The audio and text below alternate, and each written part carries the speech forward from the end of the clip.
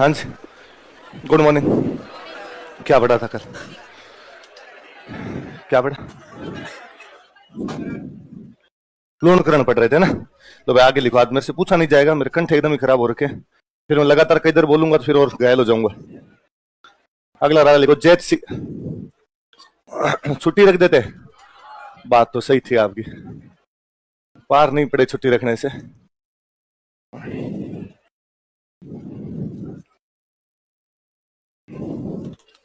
आप सारे बनो एसडीएम, फिर अपनी मर्जी से छुट्टी रखना आप है।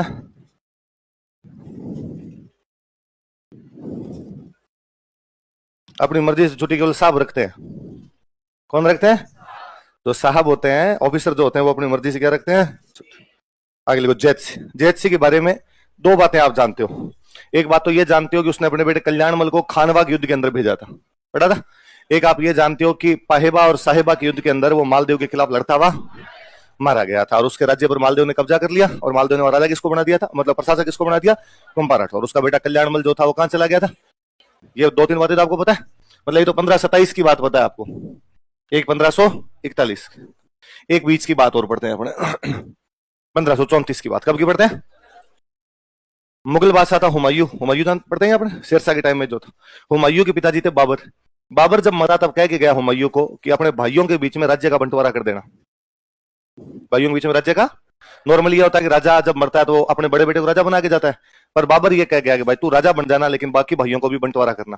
और हुमायूं बेचारा भला आदमी था, हुमायूं ने अपने पास दो जगह रख ली, दिल्ली और आगरा। कौन कौन से रख ली? उसने पंजाब दे दिया अपने एक भाई को, जिस भाई का नाम था कामरान। क्या नाम था? कामरान किसका भाई है? इसको क्या दे दिया गया? एक भाई हुआ करता उसका अस्करी, अस्करी को अपना ये इधर वाला इलाका दे दिया, मेवात वाला ये इलाका दे दिया। एक भाई हुआ करता हिंदाल, उसको संभल वाला वो इलाका दे दिया, उसको उल्टा, उसको हिंदाल को उधर संभल वाला, अस्करी को अपने वाला इधर वाले इलाके दे दिए। मतलब कुल मिला के उसने राज्य का क्या कर दिया अपने बंटवारा। कामरान को क्या मिला? पंजाब, पंजाब वाला इलाका मिला कामरान को। कामरान ने जब पंजाब पे कब्जा कर लिया तो कामरान को लगा दिल मांगे मोर, थोड़ा और होना चाहिए, तो पंजाब से नीचे आया। पंजाब से नीचे आएगा तो अपने क्या आएगा? राजस्थान। राजस्थान में क्या आएंगे? गंगानगर और हनुमानगढ़। तब गंगानगर होता ही नहीं था, तब हनुमानगढ़ ही हुआ करता था, और हनुमानगढ़ को उस टाइम बोला करते बटनेर। क्या बोला करते? किसी टाइम भाटियों ने नगर बसाया था, नगर को नेर बोलते हैं। बिक्का का नगर हो तो क्या हो जाए? बीकानेर। तो भाटियों का नगर हो तो क्या हो जाए? बटनेर। भट्टीनेर था, बट्टीनेर बट्टीनेर बट्टीनेर करते करते क्या लेके आगे लोग बट, तो उसने बटनेर पे कब्जा कर लिया। अब वो पंजाब का कब्जा कहां कर लेता आके? बटनेर। तो उसे लगा और थोड़ा और आगे बढ़ा जाए, तो अब हनुमानगढ़ से नीचे की तरफ आएगा तो क्या जाएगा? बीकानेर। बीकानेर में राजा कौन है? तो उसने किस पर हमला कर दिया? जैत से। तो जैत से और कामरान के बीच में लड़ाई होती है। जिस जगह पे लड़ाई हुई थी वहां की मिट्टी लाल थी। वहां की मिट्टी क्या थी? लाल रंग की मिट्टी थी। प्रताप और अकबर के बीच में लड़ाई हुई, वहां की मिट्टी पीली थी, इसलिए बोलते हैं हल्दी घाटी। क्या बोलते हैं? यहाँ पे मिट्टी कैसी थी? लाल। लाल रंग को मारवाड़ी भाषा में कहते हैं रातो। मारवाड़ी भाषा में क्या कहते हैं? इसलिए उसका नाम है राती घाटी। क्या हो गया? राता। और राता कौन से कलर कहते हैं? लाल कलर कहते हैं। तो राती घाटी का युद्ध, कौन सा युद्ध हुआ? अब कोई पूछ ले कि राती घाटी किस जगह कहा जाता था? बीकानेर। बजरी, बजरी होती है ना अपने बजरी, तो बजरी लाल लाल सी तो होती है, तो बजरी जैसी सी मिट्टी थी वहां की वो, तो इसलिए नाम क्या पड़ गया उसका? रथ। तो राती घाटी का किस किस के बीच में हुआ? जैत सिंह और कामरान। कामरान कौन है? किसका भाई है? उतार लो, ऐसा कैसे उतार लो? 1534 की लड़ाई है। कब की लड़ाई है?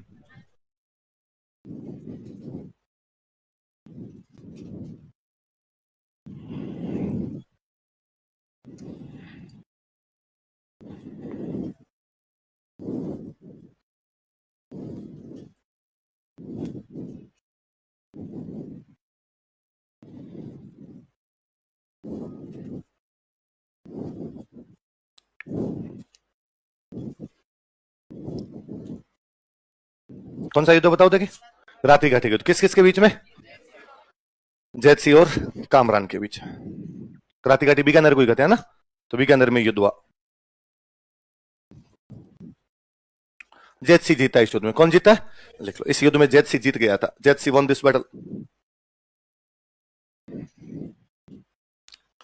इस युद्ध में जैत सिंह जीत गया था। जैत सिंह वन दिस बैटल।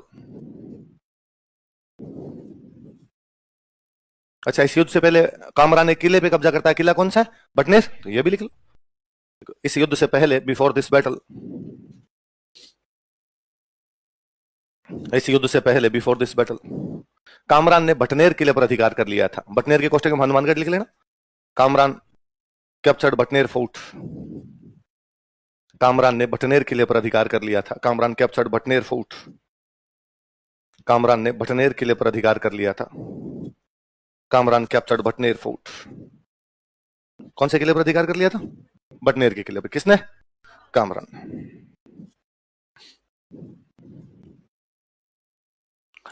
कल मैं एक राइटर बता रहा था आपको, बिट्ठू सुजा, बताया था ना? क्या लाइन लिखी थी बिट्ठू सुजा के बारे में? कि वो लोणकरण को क्या कहता है? कलयुग का लोणकरण जेतसी के पिताजी थे। लोणकरण किसके पिताजी है? वास्तव में बिट्ठू सुजा जेतसी के दरबार में है, और बिट्ठू सुजा ने जेतसी पर एक बुक लिखी जिस बुक का नाम है राव जेतसिरो छंद। क्या नाम है? तो किताब पे तो किस पे लिखी हुई? किताब के नाम से पता चल रहा है किस पे लिखी हुई है। राव जेतसिरो छंद किस पे लिखी होगी? जेतसी। और जेतसी के बारे में बताता है, और वो बताता है भाई जेतसी ने हुमायूं के भाई को हरा के भेज दिया, और हुमायूं के भाई का नाम क्या है? कामरान। अब वो जेतसी के बारे में लिखेगा तो जेतसी के पापा के बारे में भी लिखना पड़ेगा, तो वो लिखता है जेतसी के पापा के बारे में कि भाई जेतसी के पिताजी लोणकरण है, और वो क्या कहलाते हैं? कलयुग के। तो वास्तव में जो बिट्ठू सुजा वो किसके दरबार में है? जेतसी। उसने जेतसी पे किताब कौन सी लिखी है? राव जेतसिरो छंद, जो हमें कौन से युद्ध की जानकारी देती है? राती घाटी युद्ध, जिसमें जेतसी किसको हरा के भेजता है? कामरान पहले कौन से किले पे कब्जा कर लेता है? और इस युद्ध, इस बुक के अंदर लोणकरण की भी तारीफें की हुई। लोणकरण को क्या कहा गया? कलयुग का। पहले पड़ेगी बात। ये किताब सबसे इंपॉर्टेंट है, युद्ध कोई नहीं पूछेगा, किताब पूछेंगे। स्टार लगा के लिखो। बिट्ठू सुजा की पुस्तक राव जेतसिरो छंद से, बुक राव जेतसिरो छंद और बिट्ठू सुजा। बिट्ठू सुजा की पुस्तक राव जेतसिरो छंद से, बुक राव जेतसिरो छंद और बिट्ठू सुजा। गर्म पानी मंगा, गर्म। गर्म का मतलब गर्म है ना? हाँ। बिट्ठू सुजा की पुस्तक राव जेतसिरो छंद से इस युद्ध की जानकारी मिलती है। बुक राव जेतसिरो छंद और Bithu Suja provides information about this battle. Bithu Suja की पुस्तक राव जेतसिरो छंद से इस युद्ध की जानकारी मिलती है। बुक राव जेतसिरो छंद और Bithu Suja provides information about this battle. Provides information about this battle. इस युद्ध की जानकारी मिलती है। कौन सी बुक से? राव जेतसिरो छंद। किसकी बुक है? चलो अब अगला बंदा लिख लो, कल्याणमल।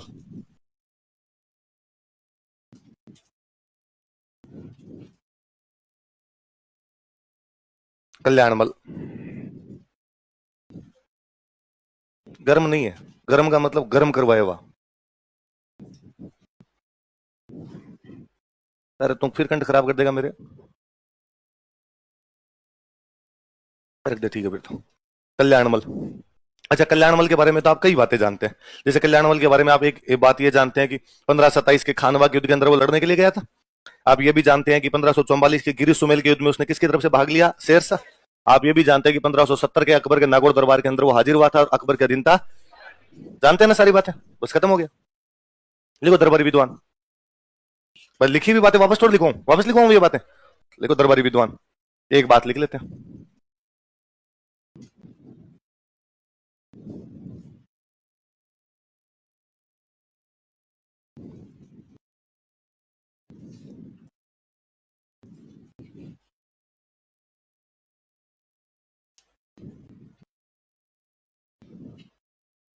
सदाशिव भट्ट और बुक का नाम लिखो, राजविलास।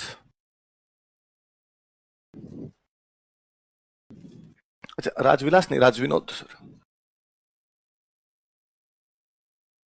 राजविनोद। राजविलास तो किसी कवि मान के पढ़ी थी हमने। राजविनोद। अब आप ये भी कह सकते हो सर सदाशिव भट्ट तो हमने पढ़ लिया था, और सदाशिव भट्ट की तो हमने राज रत्नाकर पढ़ी थी। वो अलग है, ये अलग है। वो राज सिंह के दरबार में था, ये किसके दरबार में? कल्याण। दोनों में 100 साल का फर्क और है। राज सिंह जी तो राजा थे 1600 समथिंग में, ये राजा कब है? 1500 समथिंग। दो अलग अलग आदमी। ठीक है, अगला राजा लिखो, राय सिंह।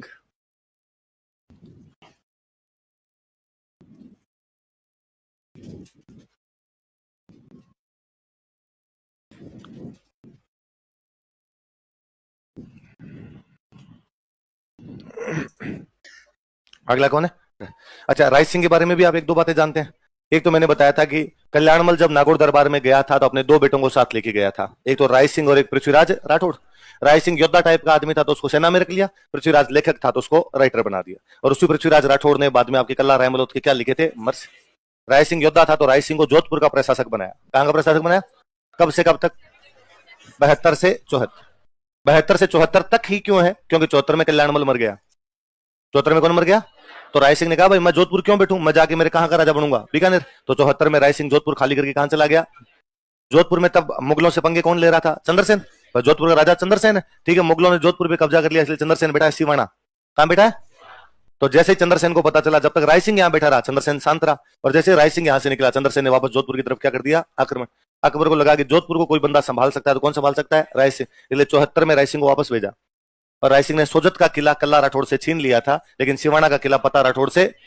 तो आप नोटिस करना, वहां जहां मैंने लिखा है कि जोधपुर का प्रशासक बनाया गया, वहां लिखा है राजकुमार राय सिंह। जहां मैंने लिखा है जोधपुर पे आक्रमण किया, वहां में लिखा है महाराजा राय सिंह। आ रही है ना बात समझ में, कि 74 से पहले तक तो वो राजकुमार है, और 74 के अंदर वो क्या बन गया?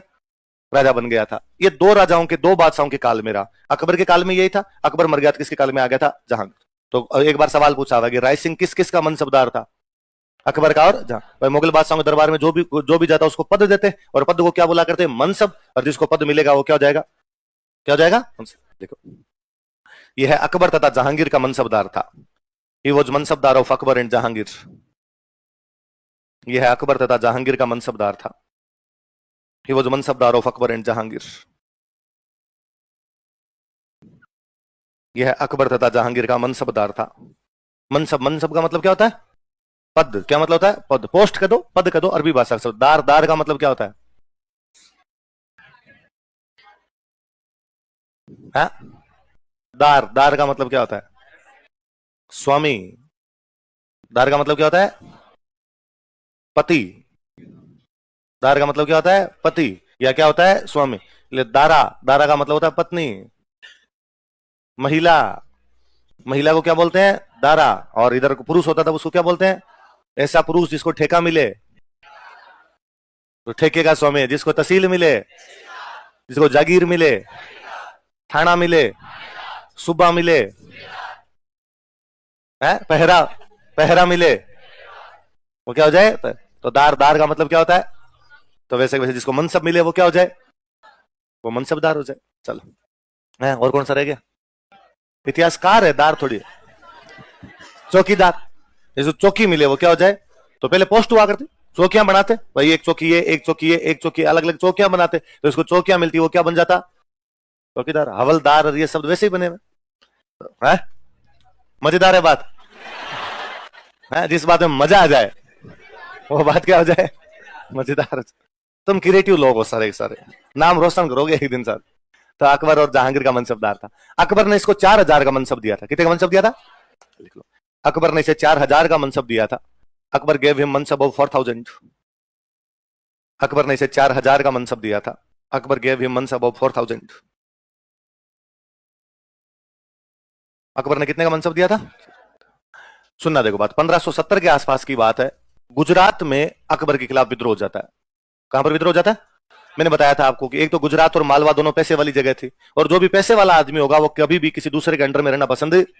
फिर गुजरात और मालवा दिल्ली से दूर पड़ते हैं, इसलिए गुजरात मालवा वालों को लगता है अपने दिल्ली वालों को टैक्स क्यों दे। इसलिए दिल्ली में मजबूत होता तब तो गुजरात मालवा को डरा धमका के टैक्स ले लेता, और यदि दिल्ली में कमजोर होता तो गुजरात मालवा वाले उसको टैक्स अपने कल पड़ रहे थे। अभय सिंह और सरबुलंद खान ने टैक्स देने से मना कर दिया था, वह उसने मोहम्मद शाह रंगीला को, तो टैक्स लेने के लिए किसको जाना पड़ गया था? अभय सिंह।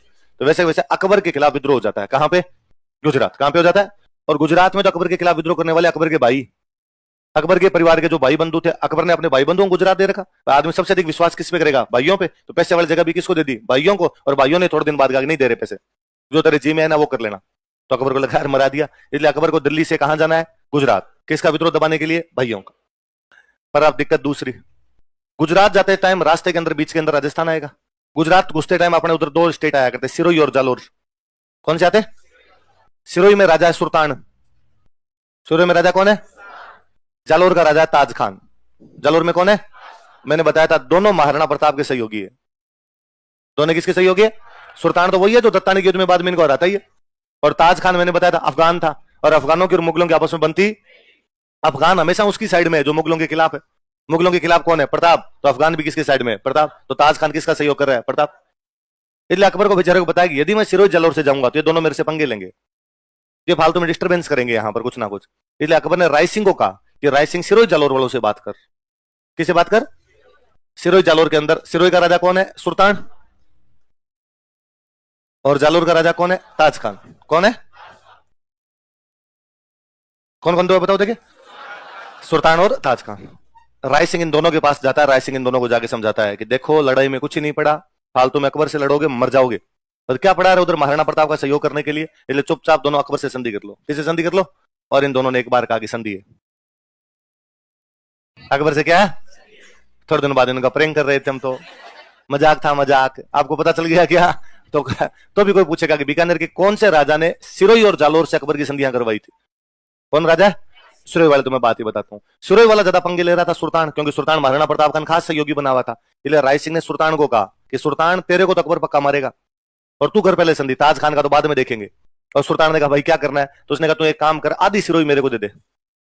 आधी सिरोही का राजा सुल्तान, और आधी सिरोही तू मुगलों को दे दे। किसको दे दे? मुगलों। राय सिंह किसकी तरफ से आया था? मुगलों की तरफ से। तो सुल्तान ने आधी सिरोही खुद के पास रख ली, और आधी सिरोही किसको दे दी? अकबर। अकबर ने आधी सिरोही दे दी जगमाल को, लिखवाया था मैंने, जगमाल को दे दी। जगमाल का ससुराल था सिरोही, इसलिए जगमाल मांग रहा था सिरोही, पूरी सिरोही दिलाओ, लेकिन उसको क्या दिलवा दी? आधी। अब जगमाल की वाइफ ने जगमाल को आगे अपने क्या लेंगे? पूरी। इसलिए दत्तानी का युद्ध लड़ा, आधी छोड़ पूरी ने ध्यावे, आधी मिले ने पूरी पाओ, दोनों से हाथ धोना पड़ा, जगमाल युद्ध में लड़ता हुआ आगे ना। बात समझ? अच्छा, पहले अकबर ने उसको जहाजपुर का परगना दे रखा था। कौन सा दे रखा था?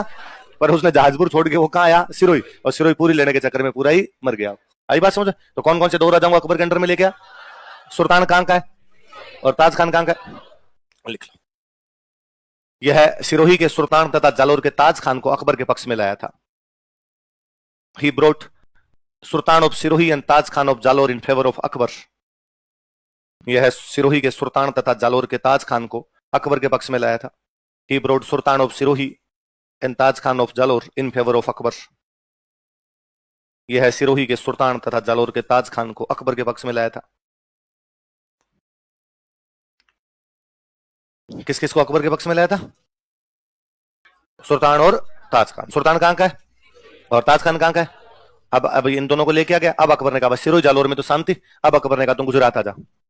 कहां पे आ जा भाई? अकबर खुद तो कहां पे लड़ रहा है? गुजरात। तो उसने कहा भाई यहां शांति हो गया, गुजरात आ जा, गुजरात के अंदर लड़ते हैं। गुजरात के अंदर एक बंदे को हराता है, गुजरात में युद्ध लड़ता है, वहां पे कठोली का युद्ध। कौन सा युद्ध लड़ता है? और कठोली के युद्ध में वहां पर एक बंदे को हराता है, इब्राहिम मिर्जा। किसको हराता है?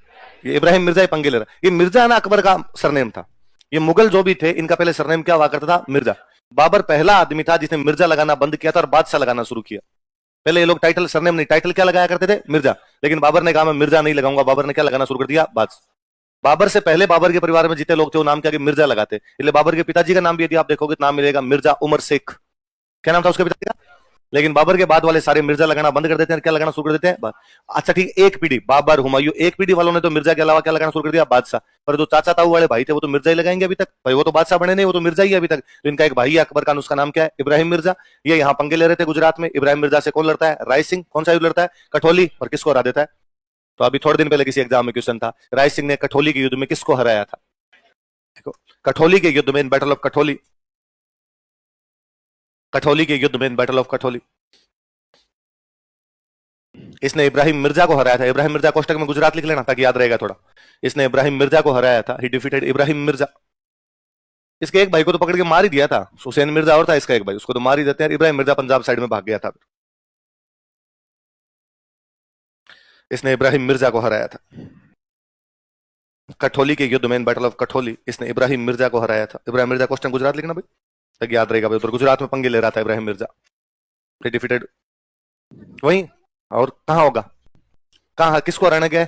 इब्राहिम मिर्जा। विद्रोह कहां हो रहा है? 1577 में अकबर बड़ा राजी होता है इससे, इन लड़ाइयों से। अकबर इसको 51 परगने गिफ्ट में देता है। कितने परगने गिफ्ट में देता है? तो बीकानेर के कौन से राजा को उसने 51 परगने दिए थे? राय सिंह। कब दिए थे? देखो 1577 ईस्वी में, इन 1577 एडी। 1577 ईस्वी में, इन 1577 एडी। अकबर ने इसे 51 परगने दिए थे। Akbar gifted him 51 Parganas. अकबर ने इसे 51 परगने दिए थे। Akbar gifted him 51 Parganas. अकबर ने इसे 51 परगने दिए थे। Akbar gave him 51 Parganas. अकबर ने कितने परगने दिए थे? 51। किसको? राय सिंह। कब दिए थे? अब 1605 में अकबर मर जाता है। अकबर कब मरता है? 1605 में। अकबर का 3 बेटे थे अकबर के, 2 दारू पी के मर गए थे, एक ही जिंदा बचा हुआ था, जहांगीर। कौन बचा हुआ था? इसलिए अकबर और जहांगीर सबसे बड़ा दारूडिया था। वो 2 दारू पी के मरे थे, जहांगीर और ज्यादा दारू पिया करता। इसलिए अकबर के दिमाग में था कि मेरे मरने के बाद में जहांगीर को राजा नहीं बनाएंगे और जहांगीर के बेटे को राजा बना देंगे। और जहांगीर के बेटे का नाम क्या है? भाई बेटे को नहीं बना के सीधा मैं किसको बना दूं? पोते, बाईपास कर जाऊं एक। लेकिन अकबर मरने वाला है, एकदम चारपाई पे पड़ा है, आज सांस निकले कल सांस निकले वाली स्थिति है, और जहांगीर अकबर के पास जाके आता जोड़ी करता है। उसने कहा पिताजी आ रहे से तो मर करके जाओ, वैसे दारू पी के थोड़े साल में मर ही जाऊंगा, तो जितने साल जिंदा रहूं उतने साल तो कम से कम बादशाह बन के रहूं। और ये क्या तरीका, आप मेरे बाद डायरेक्ट मेरे बेटे को बना रहे हो? बेटे का नंबर तो आना ही है और जल्दी आ जाना है मेरे हालात को देखते हुए, तो प्लीज आप ऐसे मत करो। तो फिर अकबर लास्ट टाइम में अपने बेटे पे दया दिखाता है और लास्ट टाइम में राजा किसको बना के चला जाता है? अच्छा, इससे पहले अकबर ने किसको कह रखा था तेरे को राजा बनाएंगे? तो खुसरो ने बेचारे ने तैयारियां कर रखी पूरी कि इधर दादाजी मरेंगे, इधर मैं क्या बनूंगा? खुसरो बैठा है पंजाब। खुसरो कहां पर है?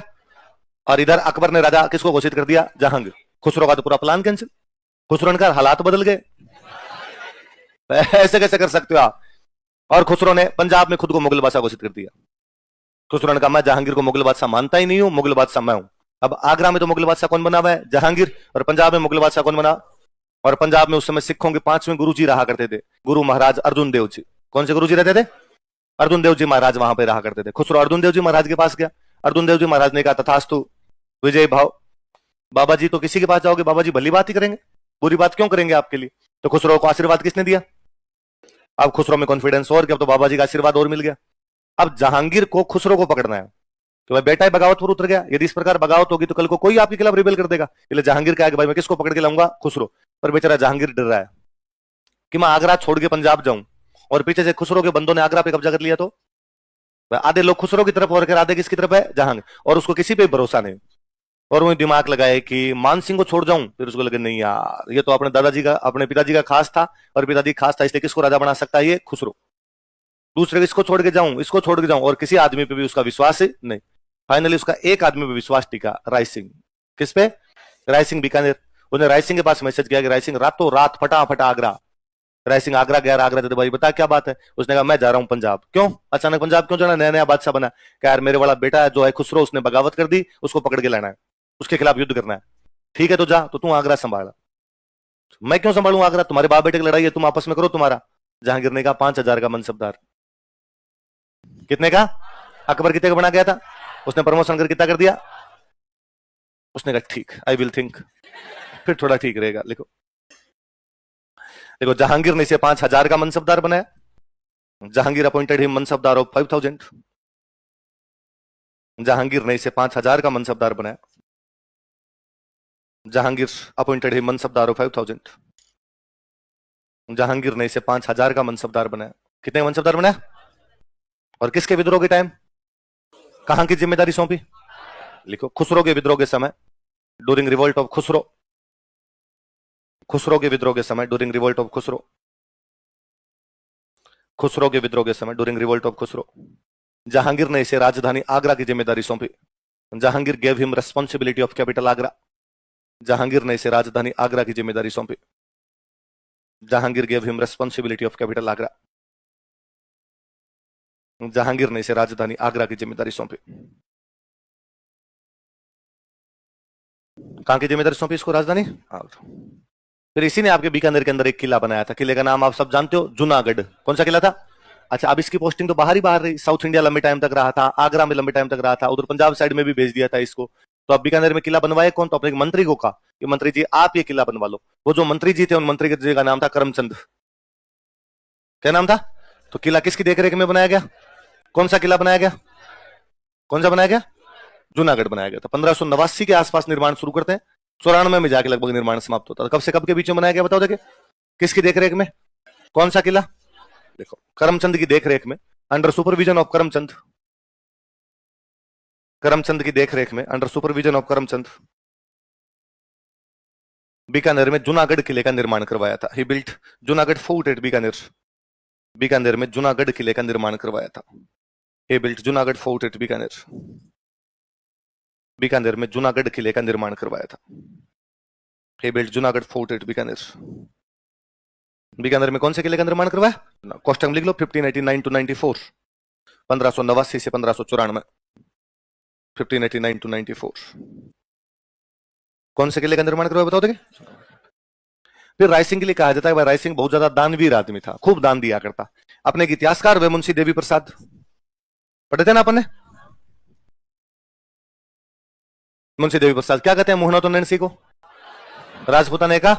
वो रायसिंह के लिए कहते हैं कि वो राजपूताने का कर्ण था। क्या था राजपूताने का?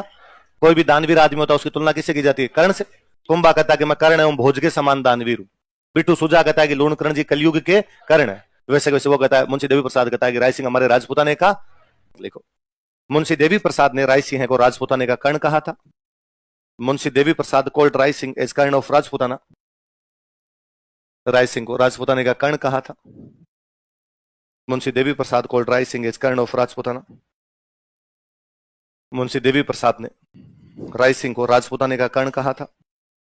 Called Rai Singh as Karna of Rajputana. Rai Singh को राजपूताने का क्या कहा था? और कहते भाई वाकई बहुत ज्यादा दानवीर आदमी था। यूं डेली इसके बारे में लोग सुनते कि राय सिंह जी ने आज फलाने को 1100 रुपए दान दे दिए, आज 2100 दान में दिए, आज 5100 दिए, आज 11,000 रुपए दान में दे दिए। यूं हमेशा सूचनाएं आती। अच्छा, अब तो क्या होता है, यदि कोई आदमी दान वगैरह अखबार में आता ना, बहमासा ने इतना दान दिया, उस बहमासा ने इतना दान दिया। पहले अखबार तो थे नहीं, फिर लोगों को पता कैसे चलता कि दान दे दिया? संगीतकार कौन बताते? कवि। कवि होते हो दोहे बनाते, वो दोहे फिर आगे से आगे चलते रहते, जैसा फलाने आदमी ने इतना दान दिया है। संगीतकार गीत बना देते, वो गीत लोगों के माध्यम से आगे बढ़ते। ये जो रायसिंह था, इस रायसिंह की एक बेटी थी, उस बेटी की शादी की हुई आमेर वाले मानसिंह से। किसी की भी? और उस बेटी को पता चलता कि आज पिताजी ने 5100 रुपए का दान दिया है। और वो बाकी जितनी भी रानियां हुआ करती उन सब में मिठाई बांटती कि पापा का नाम अखबार में आया पड़ा था तुमने, आज पापा ने 5100 रुपए का क्या दिया है? 11,000 रुपए का दान दिया है। थोड़ी और ढंग की मिठाई बांटती, दो दो मिठाई है मेरी तरफ से। कैसे कि पापा ने कितने रुपए का दान दिया है? ऐसे एक बार राय सिंह जी ने दान दिया 1,00,000 रुपए का। कितने का दिया?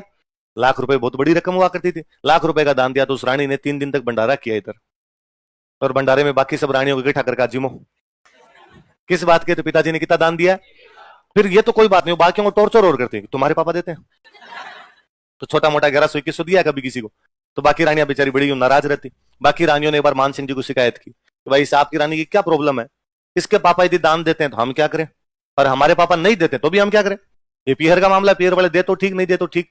मान सिंह जी को बड़ा बुरा लगा, मान सिंह जी उस रानी के पास गए। उन्होंने रानी को जाकर कि रानी, हिंदू धर्म कहता है कि इस हाथ से दान दो, तो इस हाथ को पता, दान गुप्त दान होता है। दान कैसा होता है?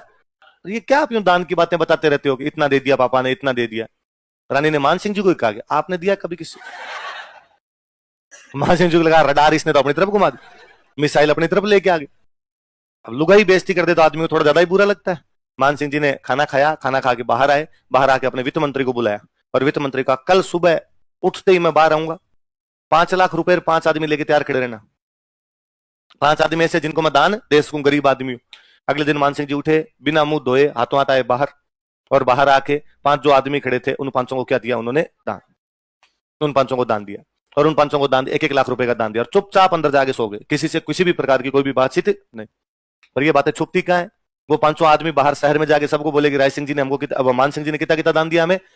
वित्त मंत्री ने जाके बाकी मंत्रियों को बताया, थोड़ी देर में पूरे शहर में हो हल्ला था कि मान सिंह जी ने कितने लाख का दान दे दिया? 5 लाख। और भाई साहब किसी को बताया और नहीं, चुपचाप आगे सो गए। इसको कहते हैं दान देना। अब वो जो बाकी रानियां थी उनको मजे आए। उन बाकी रानियों ने वो जो मान सिंह जी वाली रानी थी, राय सिंह जी वाली जो बेटी थी, उसके रूम के बाहर जा जाके जोर जोर से बोलना शुरू किया, आपस में बातें करनी शुरू की कि दान दे तो राजा मान जैसा दान दे। 5 लाख रुपए दिया, कानों कान खबर नहीं, आदमी चुपचाप जाके सो गया। इतने में को दूसरी रानी कहती कि सुना है थोड़े दिन पहले किसी ने 1,00,000 का दिया। इतने में को दूसरी कहा हाँ, 3-3 दिन भंडारा और चला था।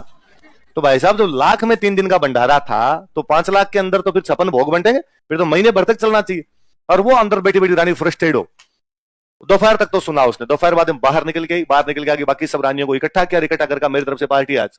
आज किस बात की पार्टी है? उसने कहा इस दुनिया में 2 ही लोग दान दे सकते हैं, या तो मेरे पिता या मेरे पति।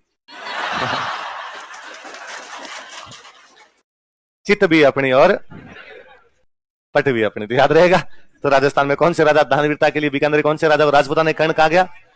राय सिंह को। याद रहेगी बात। राय सिंह विद्वान आदमी थे, किताबें लिखी थी, लिखो राय सिंह की पुस्तक है।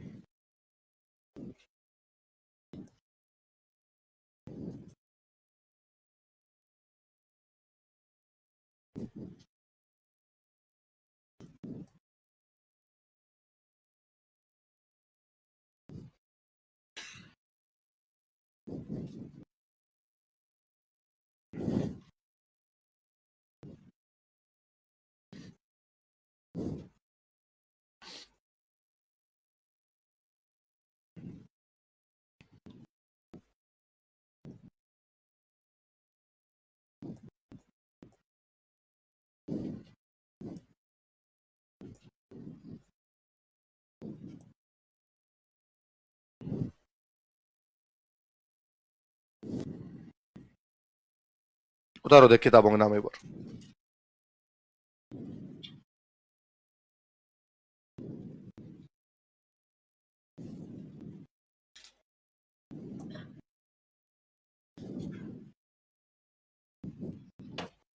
क्या क्या नाम किताबों को बताओ देखे। राय सिंह महोत्सव, वैदिक वंशावली, ज्योतिष रत्नमाला, बाल बोधिनी। दोबारा बताओ देखे। राय सिंह महोत्सव, वैदिक वंशावली, ज्योतिष रत्नमाला, है ना। वैदिक वंशावली नाम से पता चलता है वैद्य दवाइयों ववाइयों के बारे में किताब है ना। बाकी सारी किताबें ज्योतिष की है। सारी किताबें किसकी है? लिखना नहीं, कुछ नहीं लिखना। क्या बार बार यूं लिखते रहते हो? यूं समझ में आ ही रही है बात कि मैंने बता दिया। बाकी सारी ज्योतिष के वैदिक वाले नाम से पता चलता है आपको। ये जो किताब है ना बाल बोधिनी, ये ज्योतिष की किताबों में टीका है। क्या है ज्योतिष की किताबों पे? अलग अलग ज्योतिष की किताबें लाए और उनकी अच्छी अच्छी बातें एक किताब में लिखी। टीका इसी को तो कहते हैं। तो कोई पूछेगा कि ज्योतिष ग्रंथों पर टीका कौन सी किताब है, तो कौन सी है? लिख लो, ज्योतिष ग्रंथों पर टीका, कमेंट्री ऑन एस्ट्रोलॉजी लिटरेचर। ज्योतिष ग्रंथों पर टीका, कमेंट्री ऑन एस्ट्रोलॉजी लिटरेचर। ज्योतिष ग्रंथों पर टीका, कमेंट्री ऑन एस्ट्रोलॉजी लिटरेचर। अब लिखो दरबारी विद्वान।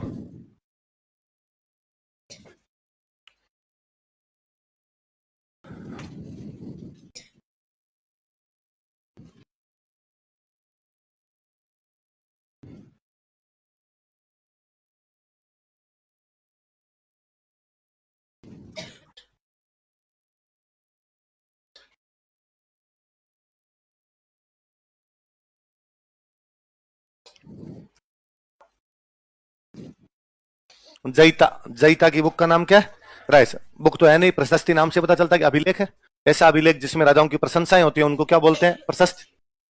पहले राजा महाराजा कोई महल माड़िया किला मंदिर मस्जिद दरगाह कुछ भी बनवाते हैं उनके बाहर क्या लगवाते हैं? अभिलेख। ऐसे अभिलेख जिनमें राजाओं की प्रशंसाएं होती है उनको क्या बोला जाता है? प्रशस्ति। तो जूनागढ़ वाला जो किला बनाया था उसके अंदर जो प्रशस्ति लगाई गई थी उसका नाम क्या है? भाई राय सिंह ने किला बनाया तो प्रशस्ति कौन सी हो जाएगी? राय सिंह प्रशस्ति। लिख लो, यह प्रशस्ति जूनागढ़ किले में लगी हुई है। This eulogy is located in Junagarh fort. यह प्रशस्ति जूनागढ़ किले में लगी हुई है। This eulogy is located in Junagarh fort. यह प्रशस्ति जूनागढ़ किले में लगी हुई है। कौन से किले में लगी हुई है? दूसरे बंदे का नाम लिखो, जय सोम।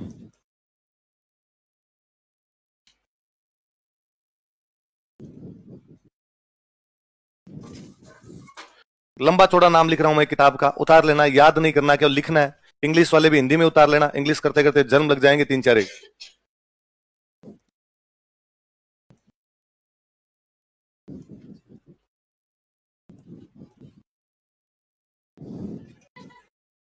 उतारो, याद मैं करवा दूंगा। जो लिखा है एक बार चुपचाप उतार लो, अब याद करेंगे अपना। नहीं पूछेंगे आपसे एग्जाम में एग्जैक्टली, मैं बता दूंगा क्वेश्चन कैसा आएगा। लिखो आप एक बार।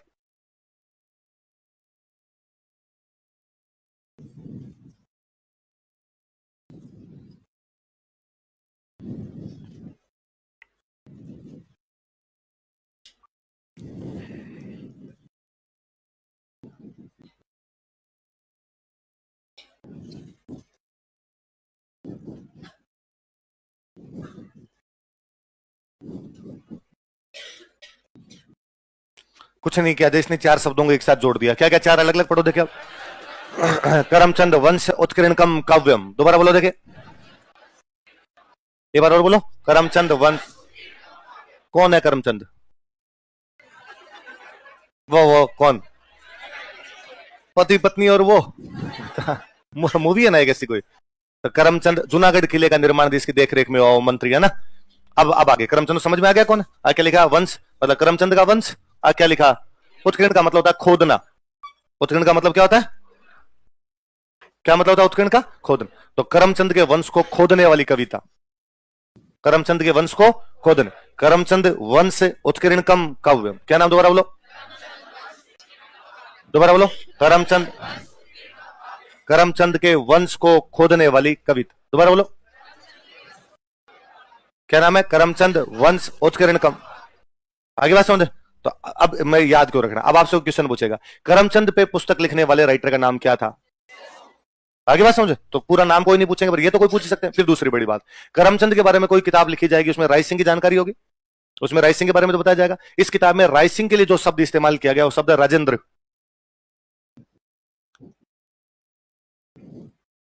क्या शब्द है? तो राय सिंह के लिए क्या शब्द यूज में लिया गया? अच्छा, राजेंद्र का मतलब क्या होता है? राजेंद्र का मतलब होता है ऐसा राजा जो दुश्मन को हराने के बाद भी उसके साथ अच्छा बर्ताव करे। ऐसा राजा जो दुश्मन को हराने के साथ भी उसके साथ, भाई एक तो ये कि हराया दुश्मन को, हराने के बाद का पकड़ के लाओ रे, नाक रगड़िया, नीचे बैठ।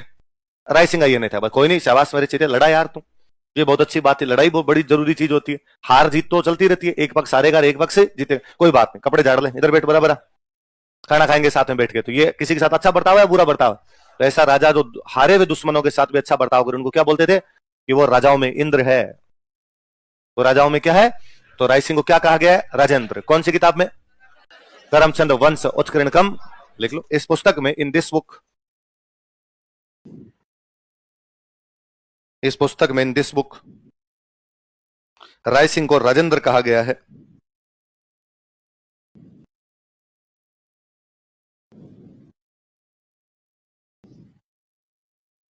राय Singh is referred as Rajendra.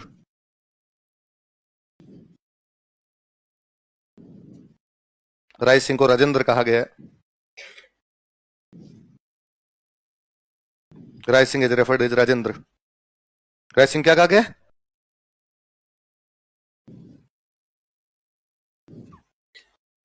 लिख लिया? अब बिना वो राजा बदले और ये दरबारी विद्वान छोड़ो और आगे एक नया हेडिंग डालो, पृथ्वीराज राठौड़।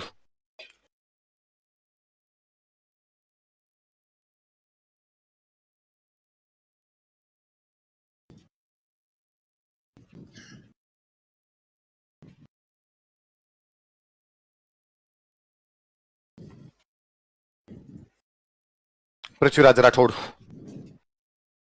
क्या नाम बंदे का बताओ देखे? कौन है पृथ्वीराज राठौड़? बताओ देखे। राय सिंह का भाई है, बताया था मैंने, कलर अहमलोद के मर्सी लिखे थे, लिखो। यह है राय सिंह का छोटा भाई था, he was younger brother of Rai Singh. यह है राय सिंह का छोटा भाई था, he was younger brother of Rai Singh. मैंने कहा था कि राय सिंह को तो सेना में शामिल कर लिया, अकबर ने इसको कहा तू भाई अपने लिखाई पढ़ाई का काम शुरू कर दे, और अकबर ने इसको एक किला गिफ्ट में दे दिया था। वो किला है गागरोन। कौन सा किला है? गागरोन का है। तो उसमें मुगलों का कब्जा था और मुगलों ने यह किला किसको दे दिया? पृथ्वीराज राठौड़। लिख लो। अकबर ने इसे गागरोन किला दिया था। Akbar gave him Gagron fort. Akbar ने इसे गागरोन किला दिया था। Akbar gave him Gagron fort. Akbar ने इसे गागरोन किला दिया था। Akbar gave him Gagron fort. कौन सा किला दिया था अकबर ने? गागरोन। गागरोन का किला दिया था। Akbar gave him Gagron fort. यहां इस गागरोन के किले में रहते रहते इसने एक किताब लिखी, बड़ी फेमस बुक भी इसकी, जिस किताब का नाम है वेली कृष्ण रुक्मणी। क्या नाम है किताब का? लिख लो। पुस्तक मैं अर्थ बता दूंगा क्या?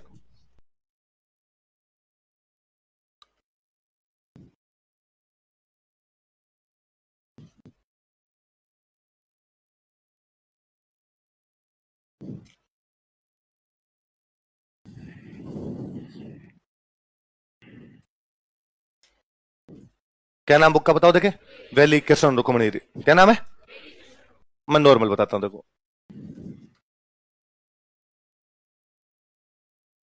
क्या शब्द है?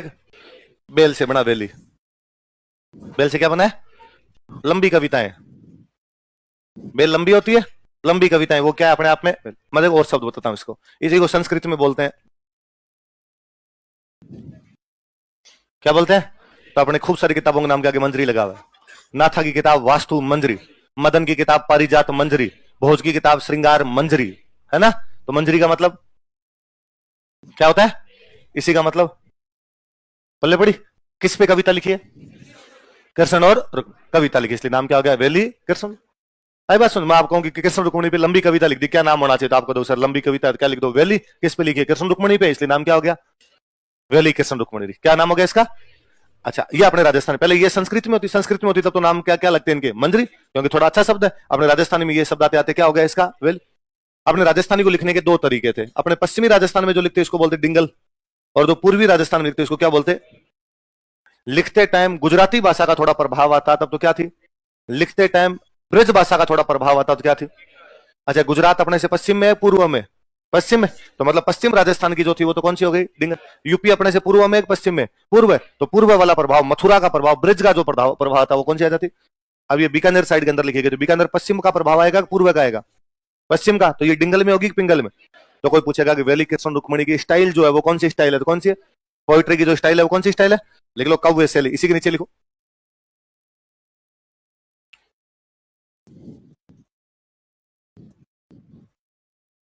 लिखने की जो स्टाइल है वो तो कौन सी हो गई? डिंगल। पोइट्री स्टाइल, पोइट्री की स्टाइल है वो तो कौन सी हो गई आपके? डिंगल। कौन सी स्टाइल में लिखी हुई पोइट्री? डिंगल। अच्छा, अब अपने ये भाषा कौन सी इसकी? अपने राजस्थान में अलग अलग भाषा होती है, कि जयपुर की जो भाषा है वो होगी ढूंढाड़, ढूंढाड़ी। कौन सी हो गई? ढूंढाड़ प्रदेश की भाषा, इसलिए ढूंढाड़ी। डूंगरपुर बांसवाड़ा को वागड़ बोलते हैं, इसलिए वहां क्या हो गई? वागड़ी। मेवाड़ की क्या हो गई? मेवाड़ी। वैसे अपने पश्चिमी राजस्थान वाली भाषा को बोलते हैं मारवाड़ी। क्या बोलते हैं? इसके अलग अलग टुकड़े हो जाएंगे, बीकानेर वाली अलग हो जाएगी, जैसलमेर वाली अलग हो जाएगी, पर बेसिकली थी क्या ये? मारवाड़ी। अच्छा, इस मारवाड़ में केवल मारवाड़ मारवाड़ आप देखोगे तो ये बीकानेर वाला इलाका मारवाड़ ऊपर की तरफ आएगा।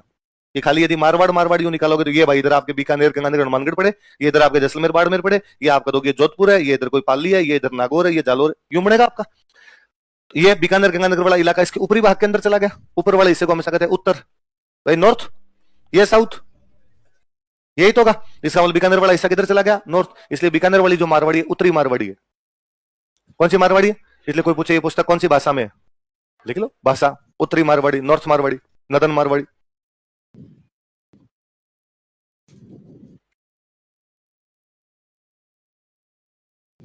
भाषा कौन सी है इसकी? उत्तरी मारवाड़। क्या नाम भाषा का? उत्तरी मारवाड़। याद रह जाएगी बात। नाम क्या बुक का नाम बताओ देखिए? वैली की। किसकी बुक है? लिखने का स्टाइल तो क्या है? डिंगल। भाषा कौन सी है? अकबर के दरबार में एक राइटर रहा करते, जिन राइटर का नाम था दुर्सा आढ़ा। क्या नाम था? आप याद कर लो, मैंने बताया था। अकबर के दरबार में थे और पाहेबाई और साहेब, सॉरी वो दत्तानी वाला युद्ध लड़ने के लिए किसकी तरफ से है? अकबर के। सुल्तान घायलों के बीच में से उठा के लेके जाता है, फिर सुल्तान के दरबार में रहते हैं, और सुल्तान के दरबार में रहते लिखते हैं राव सुल्तान रा। तो पहले किसके दरबार में थे? पृथ्वीराज राठौड़ भी किसके दरबार में? अकबर। तो ये बुक लिख के लाया, बुक लिख के लाया, तो इसने अकबर को कहा कि लो साहब मैं बुक लिख के लाया हूं, पढ़ो देखे। और अकबर ने कहा यार मैं तो क्या ही पढ़ूंगा अब इस किताब को, क्यों अकबर खुद क्या था?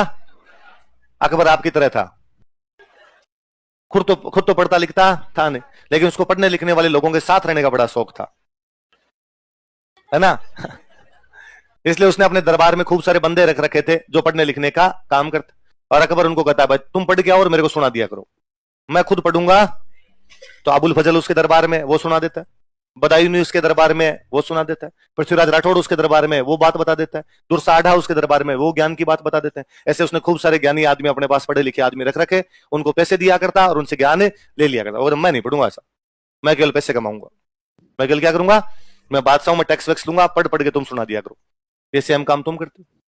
तुम कहते हो हम खुद तो पढ़ेंगे नहीं, लेकिन आप सारे अकबर हो, आपके पास पैसे हैं खूब सारे, इसलिए आपने कोचिंग वालों को मुंह पे लाके मारेगी, लल्ला है भेज मास्टर 2 घंटे खड़े होकर सुनाएगा, फिर हम कहेंगे चेंज करो इस मास्टर को, 2 घंटे हो गया, अब इससे ज्यादा हम इससे नहीं सुनेंगे, 2 घंटे बाद दूसरा आगे सुनाएगा, फिर थोड़े दिनों बाद के अंदर हमें लगेगा पूरा चेंज होना चाहिए, नया मास्टर आना चाहिए, तो थोड़े दिनों बाद नया आगे तो हम तो हैं आपके अबुल फजल और बदायूं नहीं, आप सारे के सारे क्या हो?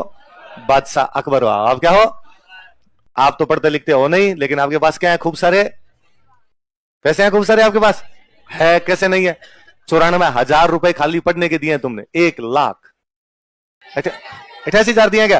अच्छा कम दिया, अब बेच की फीस बढ़ा दी, आजकल 94 तो भी 88,000 यार कितने होते हैं? बस लाख में से 12,000 कम है, लाख में से कितने कम है? ये तो केवल किसके दिया आपने? है हमारे टाइम तो कितनी फीस थी? 12,000 ही थी, हाँ 16 दो, वो दो हिस्ट्री की नहीं, 2 सब्जेक्ट चलते हमारे, हिस्ट्री चलता तो 8,000 हिस्ट्री की लेते, 8,000 जीके के लिया करते, तो 16,000 प्री की ली थी, और फिर मेंस की और ली थी, कितनी ली थी वो? शायद 12,000 थी, 24 16 40 30 35,000 ऐसी कुछ थी, मैं भूल भाल गया, पर पहले तो बहुत कम इसी फीस हुआ करती थी।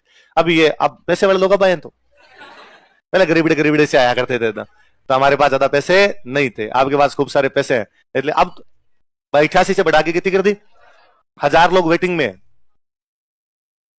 1,000 लोग वेटिंग के अंदर है कि अगला बैच कल शुरू कर दो तो 1,000 है। अब हमारी दिक्कत है कि न तो रूम न फैकल्टी,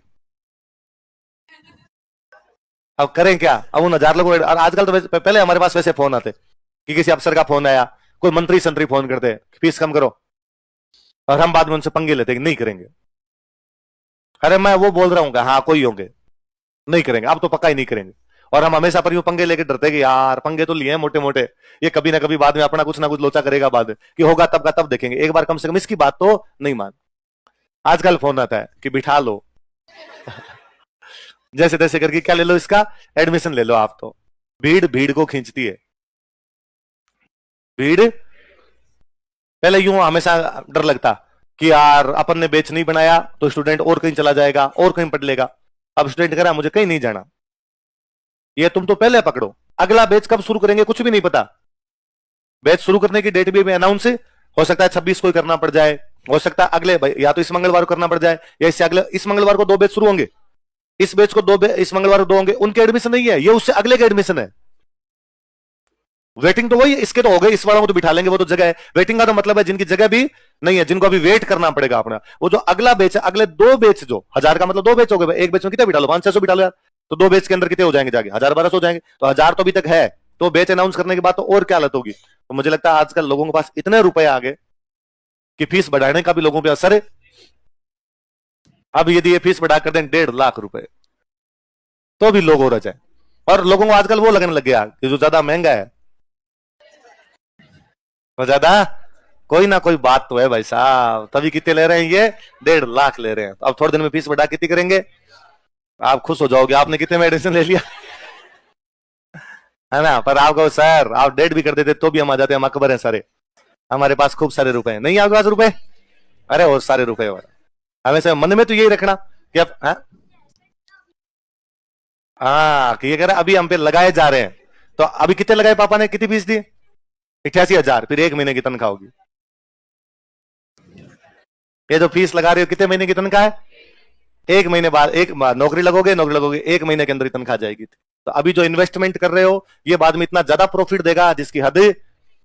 पढ़ाई में किया गया निवेश कभी भी व्यर्थ, ये एकमात्र ऐसी चीज है कि इसके अंदर आप जितना निवेश करोगे, जितना इन्वेस्टमेंट करोगे, उतना ही वापस आपको क्या देगा, प्रॉफिट देगा, उतना ही वापस आपको इन्वेस्टमेंट जो भी किया उसका आपको आउटपुट मिल जाएगा, उसका प्रॉफिट आपको मिल जाएगा। तो राजी रहा कीजिए कि आप अभी जो पैसे लगा रहे हैं ये बाद में आपके क्या जाएंगे, काम।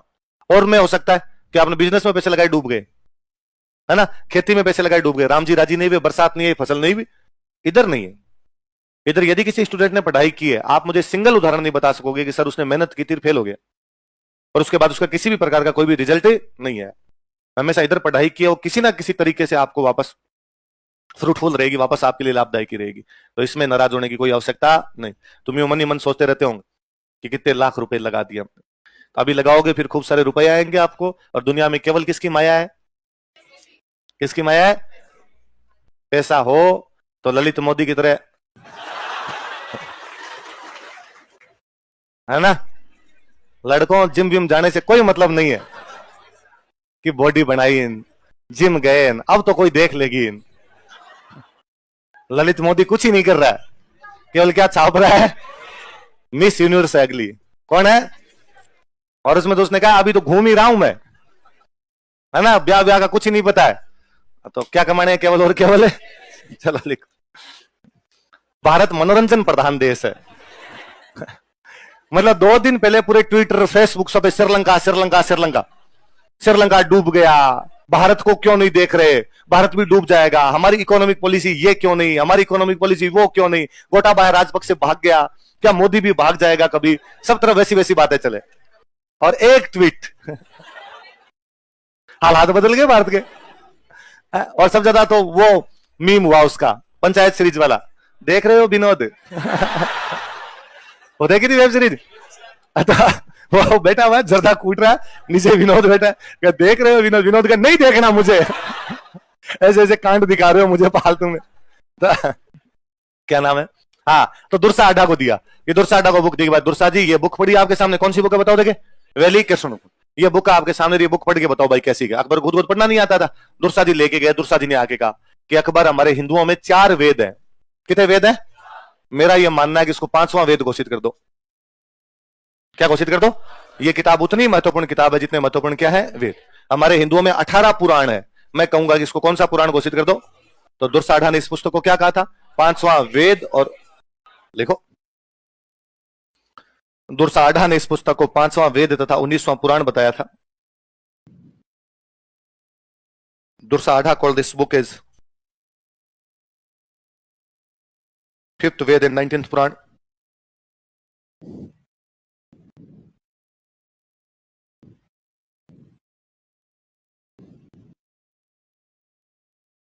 दुर्साढ़ा ने इस पुस्तक को 5वां वेद तथा 19वां पुराण बताया था। Dursa Adha called this book as 5th Veda and 19th Purana. पुस्तक को क्या बताया था? 5वां वेद और 19वां। किसने क्या बताया इस बुक को? 5वां वेद और 19वां पुराण बताया। अब भाई इतनी महत्वपूर्ण किताब है तो जेम्स टोड से कैसे छुपी हुई रहे? और टोड ने कहा भाई साहब हो। ये किताब पढ़ने के बाद बंदे में 10,000 घोड़ों जीती ताकत आ जाती है। कितनी ताकत आ जाती है? वो कहता है इस किताब में 10,000 हॉर्स पावर। कितना एचपी की किताब है? देखो जेम्स टोड के अनुसार, अकॉर्डिंग टू जेम्स टोड, ये आदमी जोरदार ही था यार। जेम्स टोड के अनुसार, अकॉर्डिंग टू जेम्स टोड, इस पुस्तक में 10,000 घोड़ों का बल है। This book has power of 10,000 horses. इस पुस्तक में 10,000 घोड़ों का बल है, 10,000 घोड़ों की ताकत है। This book has power of 10,000 horses. कौन कहता है ऐसा? इटली का एक बंदा था, उस बंदे का नाम था एलपी टेसीटोरी। क्या नाम था बंदे का? इटली में एक गांव पड़ता है, उस गांव का नाम है उदीने। कौन सा गांव है? उदीने गांव का रहने वाला एक बंदा, और उस बंदे का नाम क्या है? एलपी टेसी। पीएचडी की इसने। क्या की इसने? भारत के टॉपिक पे। बताओ देखिए इसका टॉपिक क्या रहा होगा, सोच के बताओ, तुक्के मारो। देखिए भारत के किसी टॉपिक पे इसने इटली में बैठे बैठे पीएचडी की थी। हाँ, बुक पे। तो बुक का नाम बताओ तो। वैली कृष्ण रुक्मणी री। और बताओ भाषा पे। और बताओ हाँ, काव्य शैली पे। और बताओ हाँ, राजवंशों पे। और बताओ राजस्थान पे। और बताओ अभिलेखों पे। और तुक्का। सुनो मेरी बात सुनो। भारत में राम जी का चरित्र लिखने वाली किताबें दो है। या तो वाल्मीकि लिखे गए थे रामायण, क्या लिखे गए, या तुलसीदास जी महाराज ने लिखी रामचरित मानस। रामायण लिखी हुई संस्कृत में, रामचरित मानस लिखी हुई अवधि। कौन सी भाषा में? तो राम जी का चरित्र रचने वाली किताबें भारत में दो मुख्य किताबें है ना, बाकी तो खूब सारी है, पर दो मुख्य किताबें कौन कौन सी है? रामायण और रामचरित। इस बंदे का टॉपिक था रामायण और रामचरित मानस में समानता और असमानता। कहां बैठा था बंदा? टॉपिक क्या ले रहा था? रामायण और रामचरित मानस में समानता और। तो इसके सारे दोस्त जो थे वो इसको कहा करते थे इंडियन लुइस। क्या बोलते इसको? इसका पूरा नाम था लुइस पिया टेसीटोरी। क्या नाम था? तो दोस्त क्या करने लगे? और ये बंदा अपने यहां पे अंग्रेजों की नौकरी करने आ गया। तब अपने देश में राज किसका हुआ करता? अंग्रेजों। अंग्रेजों की कलकत्ता में एक संगठन हुआ करता, इसका नाम था एशियाटिक सोसाइटी ऑफ बंगाल। क्या नाम था? किसका संगठन है? कहां पे है? बंगाल, कलकत्ता में। क्या नाम है उसका? क्या काम करता है यह संगठन? भारत की किताबों का ट्रांसलेशन। भारत की किताबों का, रामायण ट्रांसलेट कर लो, रामचरितमानस ट्रांसलेट कर लो, गीता, अभिज्ञान शाकुंतलम, स्वपन वास्वदत्ता, अर्थशास्त्र, जो जो अपनी पुरानी किताबें थी उनका क्या क्या करता? ट्रांसलेशन। ट्रांसलेशन वाला बंदा तो ऐसा होना चाहिए जिसको दोनों भाषाएं, भारत की भाषा भी है, विदेश की भाषा भी है। इस आदमी को भारत की 6 भाषाएं आती। इसको राजस्थानी आती, हिंदी आती, संस्कृत आती। तीन तो सीधी सीधी सी यही आ रही थी। एक गुजराती आया करती थी, मराठी आया करती थी, और फारसी आया करती थी। खूब सारी भाषाएं जानता था, तो अंग्रेजों के आगे नौकरी करने लग गया। अब इस बंदे को हिंदी की किताबें दी, ट्रांसलेशन कर दिया, फारसी की दी, ट्रांसलेशन कर दिया, गुजराती, मराठी, संस्कृत किताब मिली, ट्रांसलेशन करता गया। अब किताबें इसके पास राजस्थानी की। राजस्थानी वाली किताबों का जब ट्रांसलेशन करने लगा, जिसको बड़ा मजा आया अपनी कहानियों में, अपने लोगों के बारे में। और इसने अंग्रेजों को कहा यार ये जो किताबें दी है, मेरी पोस्टिंग यही कर दो, मैं इन लोगों के बीच रहना चाहता हूं। तो अंग्रेजों ने कहा यार ये तो अपने एरिया में नहीं आते, क्योंकि राजस्थान तब अंग्रेजों वाले इंडिया का हिस्सा नहीं था। तो इसने कहां पड़ता है? तो अंग्रेजों का देख भाई अपने तो बैठे हैं यहां कलकत्ता, और ये राजस्थान वाले तो हे ठेठ पूरा इंडिया क्रॉस करना पड़ेगा तब जाके क्या आएगा। भाई कलकत्ता कहां पड़ा? अपने से ईस्ट में, अपने पूरे पूरे किस में आगे? वेस्ट। तो यार ये तो पूरा क्रॉस ही करना पड़ेगा। तो उसने कहा तो मैं तो वहां जाऊंगा। तो अंग्रेजों का वहां तुम तेरे कैसे भेजे? हमारी तो वहां पे राज ही नहीं है। तो उसने कहा फिर तुम्हारा काम छोड़ूंगा और मैं तो वहां जा काम। अंग्रेजों की नौकरी छोड़ी है, पर अपने आगे जोधपुर के राजा के पास में नौकरी कर ली। जोधपुर के राजा ने थोड़े दिन बाद इसको निकाल दिया। जोधपुर के राजा किसी ने कान भर दिए कि ये अंग्रेजों का जासूस है, तो ये बाद में चला गया बीकानेर। बीकानेर में एक राजा हुआ करते गंगा सिंह। राजा कौन थे? ये गंगा सिंह के पास जाके नौकरी करने लग गया, और गंगा सिंह उसने जाकर कहा मैं किताबों का ट्रांसलेशन कर दूंगा। गंगा सिंह जी इसको एक लाइब्रेरी में लेके गए कि लाइब्रेरी पढ़ी, इसमें जितनी किताबें हैं उन किताबों का ट्रांसलेशन कर लेता हूं अपने बेटे, तेरे को जो पढ़ना है वो पढ़ ले। उस लाइब्रेरी में उस टाइम हाथ से लिखी हुई 3000 किताबें थी। हाथ से लिखी कितनी किताबें थी? भारत की किसी भी लाइब्रेरी में हाथ से लिखी हुई सबसे अधिक किताबें उसी लाइब्रेरी में पढ़ी थी। आप विश्वास नहीं करेंगे, सारी पढ़ गया। और सारी इसने पढ़ी नहीं है, सब पे इसने फुटनोट लिखे हैं। फुटनोट का मतलब है कि इस पेज में क्या है, कहां गलतियां हैं, कहां सही बात है, ये तक और लिख के गया है। तो ये जब पृथ्वीराज राठौड़ को पढ़ता है तब ये कहता है कि जब मैं यार पृथ्वीराज राठौड़ को पढ़ता हूं ना, तो मुझे मेरे देश के कवि की याद आती है। ये कहां का था? इटली का। इटली में कोई एक इनके कवि हुआ था। इटली की राजधानी कौन सी? रोम। तो वहां की भाषा को बोलते हैं रोमन। कौन सी भाषा थी? तो रोमन भाषा में कोई कवि हुआ, उस कवि का नाम था होरेस। क्या नाम था? तो इसने कहा यार मैं जब पृथ्वीराज को पढ़ता हूं तो मुझे किसकी याद आती है? होरेस। जैसे हमारे होरेस ने कौन सी भाषा में लिखा था? रोमन। वैसे वैसे तुम्हारा पृथ्वीराज लिख रहा है डिंगल में। किस में लिख रहा है? तो पृथ्वीराज को क्या कहता है? डिंगल का। कौन कहता है ऐसा? एलपी टेसीटोरी। कहां का रहने वाला था? इटली में। कौन से गांव का? याद रहेगी बात, लिखो। एलपी टेसीटोरी ने पृथ्वीराज राठौड़ को डिंगल का होरेस कहा था। L P Tessitori called Prithviraj Rathore as Horace of Dingal. L P Tessitori ने पृथ्वीराज राठौड़ को डिंगल का होरेस कहा था। L P Tessitori called Prithviraj Rathore as Horace of Dingal. L P Tessitori ने पृथ्वीराज राठौड़ को डिंगल का होरेस कहा था। L P Tessitori called Prithviraj Rathore as Horace of Dingal. Prithviraj Rathore को डिंगल का होरेस कहा था। नीचे लाइन चेंज कर लिखो। एलपी टेसीटोरी इटली के उदिने नगर का रहने वाला था। L P Tessitori belonged to town Udine of Italy. Italy के उदिने नगर का रहने वाला था। L P Tessitori belonged to town Udine of Italy. Italy के उदिने नगर का रहने वाला था। ये 5-1 साल रहा था बीकानेर, फिर बेचारा यहीं मरा था। 32 साल की उम्र में तो मर गया था। टेसीटोरी 32 में तो मर ही गया था, है ना। 1914 के आसपास यहां पे आया था। 1919 में तो मर ही जाता है। अपने कोरोना आया था ना, जैसे अभी 100 साल में महामारी आती है, तो कोरोना से पहले वाली जो महामारी थी वो एक बुखार थी। उस बुखार का नाम था इन्फ्लुएंजा। क्या नाम था? इन्फ्लुएंजा नाम की एक बुखार आई थी। सबसे पहले वो बुखार स्पेन के सैनिकों में आई। कहां के सैनिकों में आई?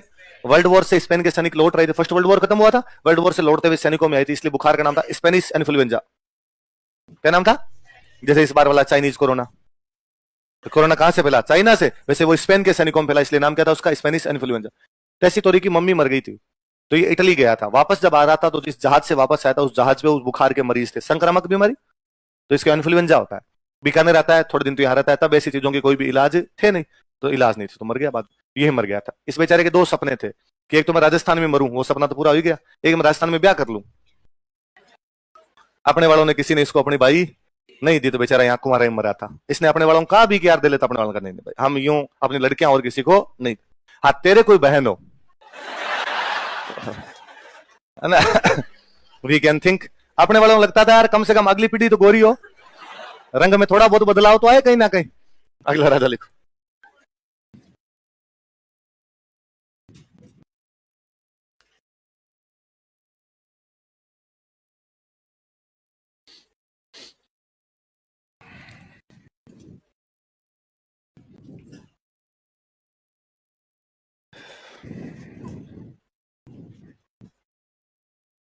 अगला राजा कौन है?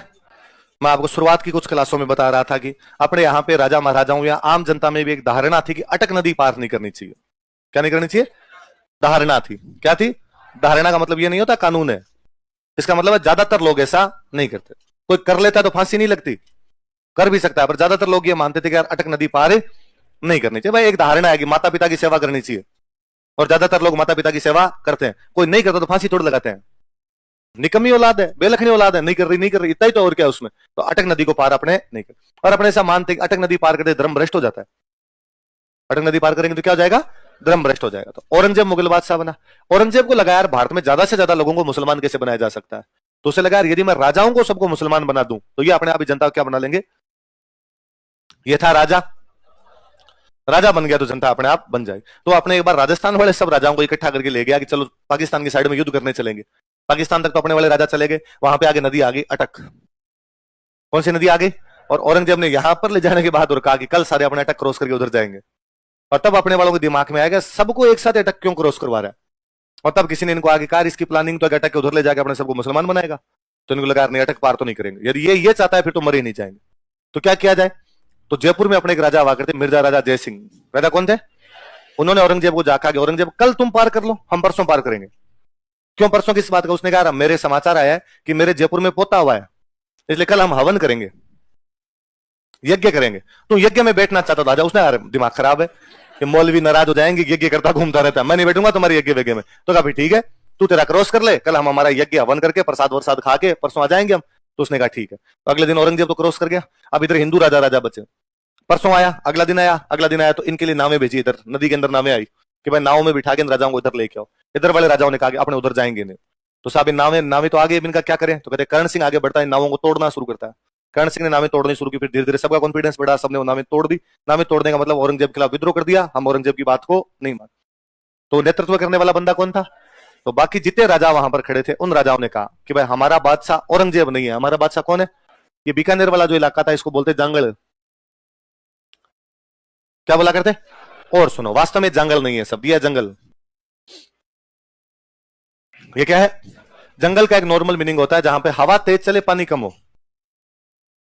जहां पर हवा और पानी, उसको क्या बोलते थे? बीकानेर में दोनों विशेषता है, हवाएं बहुत तेज चलती है और पानी वहां पर गहरा है, पानी बहुत ही कम है, बहुत ही गहराई के अंदर जाके मिले, इसलिए बीकानेर वाले इलाके क्या बोलते? ये जंगल सब धीरे धीरे बदलता बदलता क्या हो गया? तो इन बाकी सब राजाओं ने कहा कि हे जंगल की धरती के बादशाह। कौन सी धरती के बादशाह? इसलिए कर्ण सिंह को क्या उपाधि दी गई? सबने नारे लगाए कि जय जंगलधर बादशाह, जय जंगलधर बादशाह। तो जंगलधर बादशाह की उपाधि किसने धारण की? जंगल प्रदेश कौन से इलाके को कहते थे? तो बीकानेर के बाद में जितने राजा हुए वो नाम क्या लगाया करते? समझ में आएगी बात? देखो लिख लो, उपाधि बराबर जंगलधर बादशाह, टाइटल।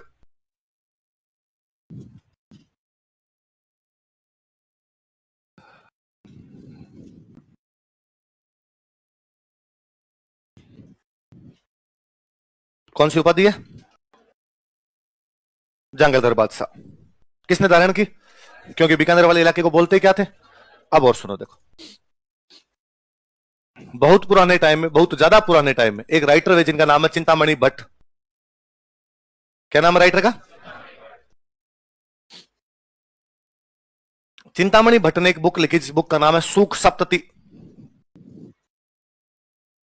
क्या नाम बुक का बताओ? देखिए, सप्तति का मतलब तो 700 है। सप्तति का मतलब तो क्या है? सूख का मतलब होता है तोता। सूख का मतलब क्या होता है? तोते की 700 कहानियों वाली किताब। क्या नाम हो जाएगा? किसने लिखी? कर्ण सिंह का जो बेटा, उस बेटे का नाम है अनूप सिंह। क्या नाम है? और राजकुमार अनूप सिंह और राजस्थानी भाषा से बड़ा लगाव है। और राजकुमार अनूप सिंह ने संस्कृत की कई किताबों का कौन सी भाषा में अनुवाद करवा दिया? और राजकुमार अनूप सिंह ने एक बंदे को अपॉइंट किया कि तू एक किताब का राजस्थानी में अनुवाद कर। वो किताब कौन सी? किसकी लिखी हुई? बहुत पुराना, 1000 साल पुरानी किताब, चिंतामणि भट्ट की किताब। नाम क्या उसका? सूख सप्तति। उसका अब क्या करवाया जा रहा है? राजस्थानी भाषा में अनुवाद। कौन करवा रहा है? राजकुमार अनूप सिंह। तो बंदा अनुवाद कर रहा है। जो बंदा अनुवाद कर रहा है वो अपने पहले पेज पे लिखता है, मैं मां सरस्वती के आशीर्वाद से इस किताब का अनुवाद कर रहा हूं। मैं राजकुमार अनूप सिंह के कहने पर इस किताब का अनुवाद कर रहा हूं। राजकुमार अनूप सिंह जंगलधर बादशाह कर्ण सिंह का बेटा है। राजकुमार अनूप सिंह जंगलधर बादशाह। मैं कौन? बंदे ने अपना नाम कहीं नहीं लिखा। मैंने आपको बहुत शुरुआत की क्लासों में बताया था कि ये अपने यहां पे राजस्थान की ट्रेडिशन ही थी कि यहां पे बंदा अपने को किसी भी बात का क्रेडिट, कि ये सब मैं मां सरस्वती के आशीर्वाद से कर रहा हूं, इसमें मैं करने वाला कुछ भी, मैं मूर्ख खलकामी, मैं मूर्ख आदमी है, तो मां सरस्वती ने थोड़ी बहुत बुद्धि दी इसलिए ये सब काम कर रहा हूं। किसके कहने पे कर रहा हूं? राजकुमार अनूप सिंह। राजकुमार अनूप सिंह कौन है? जंगलधर बादशाह कर्ण सिंह का। तो कोई पूछेगी कर्ण सिंह की जंगलधर बादशाह उपाधि कौन सी पुस्तक में है? सूख सप्तति के राजस्थानी अनुवाद में। सूख सप्तति में नहीं, सूख सप्तति तो कर्ण सिंह से 1000 साल पहले की किताब है, उसमें कैसे हो सकती है? पर सूख सप्तति का जो राजस्थानी भाषा का अनुवाद है, उसमें अनुवाद किसने किया? नहीं पता। सूख सप्तति ओरिजिनली किसकी बुक है? आई बात समझो? लिखो, सूख सप्तति के राजस्थानी अनुवाद में, इन राजस्थानी ट्रांसलेशन ऑफ सूख सप्तति, सूख सप्तति के राजस्थानी अनुवाद में, इन राजस्थानी ट्रांसलेशन ऑफ सूख सप्तति, सूख सप्तति के राजस्थानी अनुवाद में, इन राजस्थानी ट्रांसलेशन ऑफ सुख सप्तति इस उपाधि का वर्णन मिलता है। This title is described. इस उपाधि का वर्णन मिलता है। This title is described. इस उपाधि का वर्णन मिलता है। This title is described. Rajasthani अनुवाद में इस उपाधि का वर्णन मिलता है। नीचे लाइन चेंज करके लिखो और उसको बॉक्स बंद करना उस लाइन को। सुख सप्तति चिंतामणि भट्ट की पुस्तक है। Sukh Saptati is written by Chintamani Bhatt. Sukh Saptati Chintamani Bhatt की पुस्तक है। बोर्ड पे देख के लिखो। सुख सप्तति चिंतामणि भट्ट की पुस्तक है। Sukh Saptati is written by Chintamani Bhatt. Box बंद करो। तुझे पता भी नहीं चला गलत क्या लिखा है? अल्लाह रहम करे।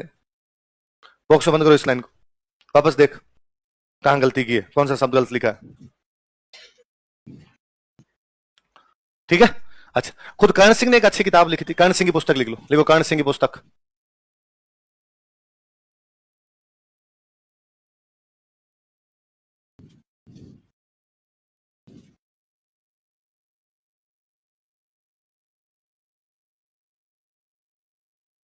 हाँ,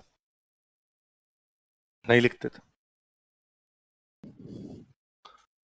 क्या नाम बुक का बताओ। देखे साहित्य कल्पद्रुम किसकी बुक है बताओ? कर्ण सिंह। क्या नाम है? साहित्य कल्पद्रुम। अब लिखो दरबारी विद्वान।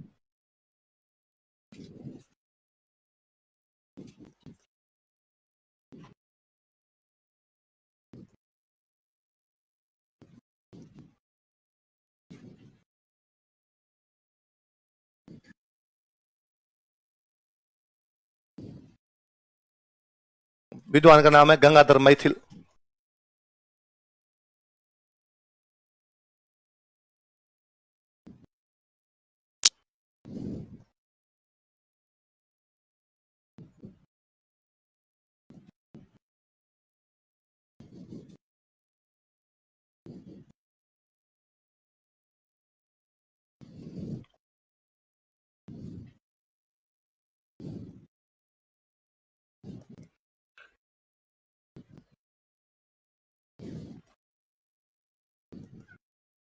क्या है?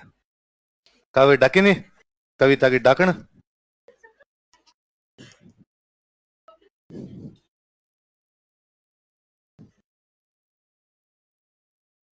डाकण शब्द भी हंसी आती है आपको?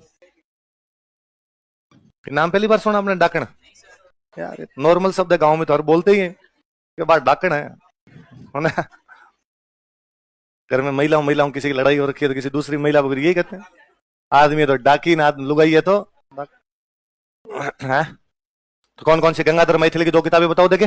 कर्ण भूषण और काव्य डाकिनी। कौशिक भट्ट की कर्णवंतस। गंगाधर मैथिल वाली याद करनी, स्टार लगा लो उसके। नीचे वाली नहीं याद रहे तो भी कोई बात नहीं। एक तो कर्ण सिंह के दरबार में था तो कौन सी किताब लिख दी उसने? कर्ण भूषण। और एक उसने कहा मैं सब कविताओं को खा जाऊंगा, मेरी कविता क्या होगी, सबकी डाकण है, सबको खा जाएगी। तो कौन कौन सी किताबें नाम बताओ देखे। कर्ण भूषण और किसकी किताब है? गंगाधर। गंगाधर दोबारा बोलो। गंगाधर मैथिल। मैथिल नहीं, दो मात्रा इस पे। गंगाधर मैथिल। क्या दोबारा बोलो? एक मूवी है नाना पाटेकर की, अब तक 56। देखिए किसी ने? अब तक 56 नहीं देखी? अरे यार इतनी अच्छी मूवी देखना कभी। आप एनकाउंटर करता है उसमें नाना पाटेकर। उसमें नाना पाटेकर का एक सबॉर्डिनेट होता है, सब इंस्पेक्टर होता है, उसके नीचे एक जूनियर होता है। तो सब इंस्पेक्टर से एक दिन पूछता है कि तुम्हारी गर्लफ्रेंड का नाम क्या है? तो वो कहता है वैशाली। तो नाना पाटेकर कहता है साली तुम नॉर्थ इंडियन, वैशाली होता है ये, वैशाली। तो वैसे वैसे ये मैथिल नहीं होता है, क्या होता है? मैथिल होता है। ये अपने ऊपर वाली दो मात्रा आती है तो अपने उनको हमेशा क्या बोलते हैं? तो अपने हमेशा वैशाली नगर, वैशाली। क्या होता है? दो दो मात्रा। वैसे वैसे ये क्या है? मैथिल। बिहार में एक इलाका, उस इलाके का नाम है मिथिला। क्या नाम है? तो मिथिला इलाके के जो भी ब्राह्मण हुआ करते हो नाम क्या क्या लगा लिया करते? तेलंगाना का ब्राह्मण तेलंग, रणछोड़ भट्ट तेलंग पढ़ते हैं। वैसे मिथिला का जो ब्राह्मण हो जाए वो क्या लगा ले? मां सीता मिथिला की थे इसलिए मैथिली। सीता का पर्यायवाची क्या है?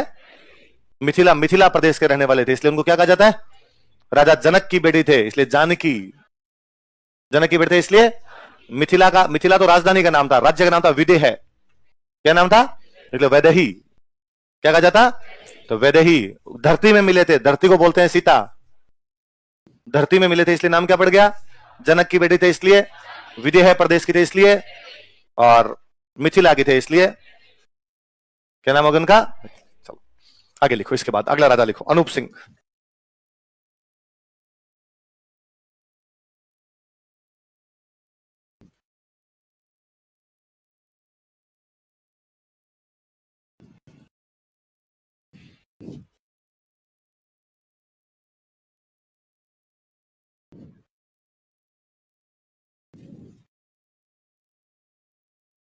क्या नाम है?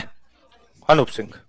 अनूप सिंह को औरंगजेब ने साउथ इंडिया में खूब लंबे टाइम तक रखा था। साउथ इंडिया में जीतता है, जीतता तो औरंगजेब इसको एक उपाधि देता है, माही मरातिब। क्या उपाधि देता है?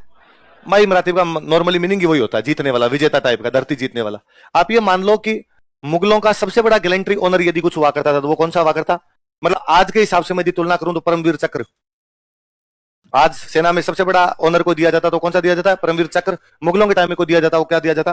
बीकानेर के कौन से राजा को मिला? कहां पे जीतने के कारण? South India. लिखो, दक्षिण भारत में जीत के कारण, due to victory in south India. दक्षिण भारत में जीत के कारण, due to victory in south India. दक्षिण भारत में जीत के कारण, due to victory in south India, Aurangzeb ने इसे माही मरातिब की उपाधि दी थी। Aurangzeb gave him title of Mahi Maratib. Aurangzeb ने इसे माही मरातिब की उपाधि दी थी। Aurangzeb gave him title of Mahi Maratib. Aurangzeb ने इसकी दो जगह पोस्टिंग रखी वहां साउथ इंडिया में। एक तो कई दिनों तक ये रहा था औरंगाबाद। कहां पे रखा था? महाराष्ट्र में। एक जगह थी आदुनी। कौन सी जगह थी? दो बताओ जगह। एक तो औरंगाबाद और दूसरी कौन सी? लिख लो। औरंगजेब ने इसे औरंगाबाद तथा आदुनी का प्रशासक बनाया था। Aurangzeb appointed him administrator of Aurangabad and Adoni. Aurangzeb ने इसे औरंगाबाद तथा आदुनी का प्रशासक बनाया था। Aurangzeb appointed him administrator of Aurangabad and Adoni. Aurangzeb ने इसे औरंगाबाद तथा आदुनी का प्रशासक बनाया था। Aurangzeb appointed him administrator of Aurangabad and Adoni. कहां कहां का प्रशासक बनाया था बताओ देखे? औरंगाबाद और कहते हैं आदुनी तो इतने लंबे टाइम तक रहा था ये, क्यों नाम पड़ गया कि बीकानेर का राजा तो कहां बैठा रहता है? आदुनी। तो आदुनी को बोलते दूसरा बीकानेर। क्या बोला करते कि बीकानेर का राजा बीकानेर तो रहता नहीं है, कहां पे रहता है? लिखो, इस समय आदुनी को दूसरा बीकानेर कहा जाता था। This time Adoni was called as second Bikaner. Maharashtra. Maharashtra. Adoni Aurangabad Maharashtra. इस समय आदुनी को दूसरा बीकानेर कहा जाता था। This time Adoni was called as second Bikaner. Adoni को दूसरा बीकानेर कहा जाता था। Adoni was called as second Bikaner. Adoni क्या कहा जाता था? दूसरा बीकानेर। अब ये जब साउथ इंडिया में था, औरंगजेब थोड़ा कट्टर होता जा ही रहा था। औरंगजेब मूर्तियां तोड़वा रहा था, औरंगजेब कोई मंदिर तोड़वा रहा था। तो मंदिर तोड़वाने का दो मतलब हुआ करते। एक तो मंदिर में जो मूर्ति है उसको तोड़ दो, एक मंदिरों में अपनी किताबें हुआ करती वो जला दो। ये तो क्या तोड़ दिया करते? मूर्ति। ये क्या जला दिया करते? किताबें जला दिया करते। इसलिए यदि किसी पंडित जी को पता चलता कि यार सेना आ रही है, तो पंडित जी दो चीज लेके भागते, मूर्ति और। अब क्या करें इनको? कहीं पकड़ के मार दें, कितनी दूर तक भागोगे? तो पंडित जी खुद तो भाग जाते और मूर्तियों और किताबों को नदियों में बहा देते। कैसे बहा देते? क्या नदी में बहा दो तो कम से कम बुरे हाथ तो नहीं लगेंगे, वरना उनके हाथ में आएगी तो इन पे टॉयलेट करेंगे, थूकेंगे इन पे। इससे अच्छा इसको नदी में बहा दो, नदी अपने आप पवित्र कर लेगी, नदी अपने आप बहा के ले जाएगी इनको। कहते अनूप सिंह वहां साउथ के अंदर था, तो अनूप सिंह ने वहां मंदिरों में ऐलान करवाया कि यदि कोई अपनी मूर्तियों को और किताबों को नहीं बचा सकता तो मेरे पास ले आओ, मैं व्यवस्था कर लूंगा अपने हिसाब से। तो ये साउथ इंडिया से खूब सारी तो मूर्तियां लेके आया था, खूब सारी किताबें लेके आया था। किताबों को लाके इसने बीकानेर के अंदर एक लाइब्रेरी बना दी थी। उस लाइब्रेरी का नाम था सरस्वती भंडार। क्या नाम था? और संस्कृत की खूब सारी किताबें रखी उसमें। मैं अभी जो बता रहा था कि तेसी तोरी को 3000 किताबें मिली, वो इस अनूप सिंह की है। इसलिए इस लाइब्रेरी का नाम आजकल तो है अनूप संस्कृत पुस्तकालय। क्या नाम है? क्यों किताबें लाया कौन? अनूप सिंह। ज्यादातर कौन सी भाषा की थी? संस्कृत। तो नाम क्या पड़ गया उसका? जब किसने नाम क्या रखा था? किताबें किसकी कृपा है? मां सरस्वती की। खूब सारी किताबें, क्या हो गया? भंडार। लाइब्रेरी का नाम क्या हो गया? सरस्वती भंडार। लिखो, दक्षिण भारत से संस्कृत की पुस्तकें लेकर आया था। He brought Sanskrit books from south India. दक्षिण भारत से संस्कृत की पुस्तकें लेकर आया था। He brought Sanskrit books from south India.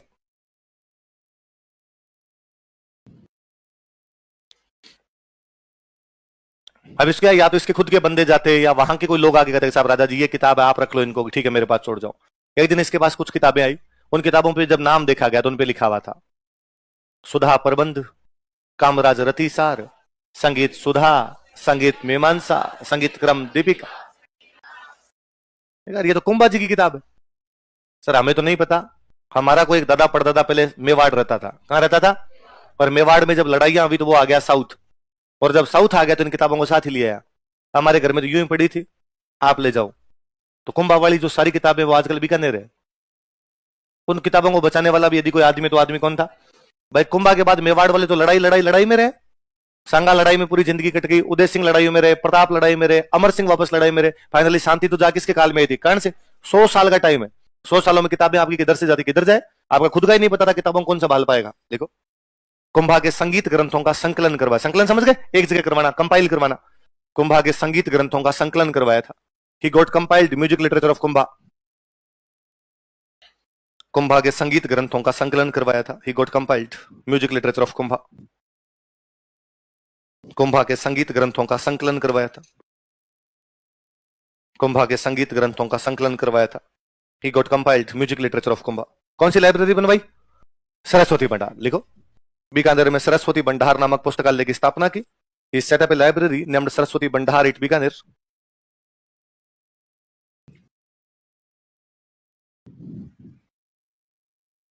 Bikaner में सरस्वती भंडार नामक पुस्तकालय की स्थापना की। ही सेट अप ए लाइब्रेरी नेम्ड सरस्वती भंडार एट बीकानेर। बीकानेर में सरस्वती भंडार नामक पुस्तकालय की स्थापना की। ही सेट अप ए लाइब्रेरी नेम्ड सरस्वती भंडार एट बीकानेर, जिसे वर्तमान में अनूप संस्कृत पुस्तकालय कहा जाता है, which is called as Anup Sanskrit library now. जिसे वर्तमान में अनूप संस्कृत पुस्तकालय कहा जाता है, which is called as Anup Sanskrit library in present. जिसे वर्तमान में अनूप संस्कृत पुस्तकालय कहा जाता है, which is called as Anup Sanskrit library in present. अब उसको क्या बोलने लगे? अनूप संस्कृत पुस्तकालय। क्या नाम दोबारा बोलो देखिए? अनूप संस्कृत पुस्तक। किसको बोलते हैं? सरस्वती। दो चीजें लेके आए, एक तो लेके आया किताबें, दूसरी चीज क्या लेके आया? मूर्तियां। देखो हाँ हाँ क्या? कामराज रति सारी किताब थी। हाँ किस पे थी?